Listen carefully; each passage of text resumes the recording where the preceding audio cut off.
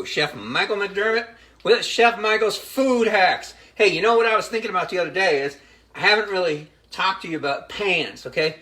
Because I want to show you just the basic pans that I think you need to make a food, okay? And make a lovely food. So, first thing is my favorite, the saute pan. Now this particular one's got diamond chips on it. I got it at the Wally Mart. But the thing I want to show you also, it's got like a little plate here on the bottom, okay? That makes it heat evenly. It's also got riveted handles. So you want to make sure you have riveted handles because it doesn't come off. Not the damn screw-on kind. Now, next thing I love is this grill pan, all right? It's got a, once again, diamond nonstick surface.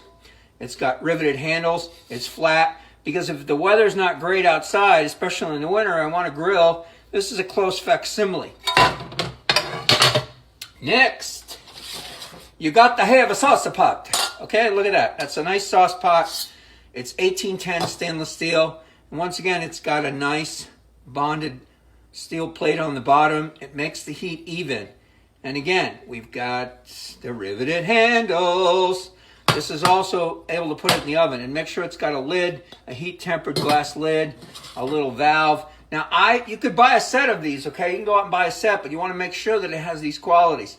I kind of have mix and match because I purchase things on sale, etc. Now, you want to have a 5-quart stock pot, okay? You can do everything in here. You can make stews, soups, etc., etc. Also, you have a nice lid, riveted handles, and once again, this plate on the bottom. Next, we go on to bake. Now, very simple. I'm really simple when I do baking. I like this rectangular pan. I can make lasagna in it.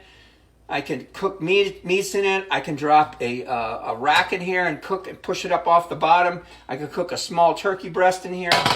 Then you've got a bread pan. I make meatloaf in here and such. These are nonstick copper pans. I like them because they hold up really well. Then we've got a round pan for cakes and tarts. And a rectangle pan for brownies, etc., etc. That's the baking almost.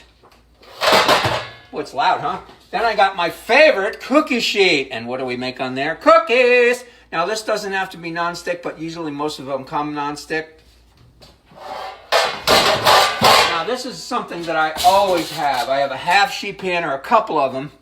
And notice, I have a rack that goes on here. Now, I can use this rack to cool baked goods when they come out of the pans, all right? I can also use this to roast meats because you really don't want to roast meats flat on a pan.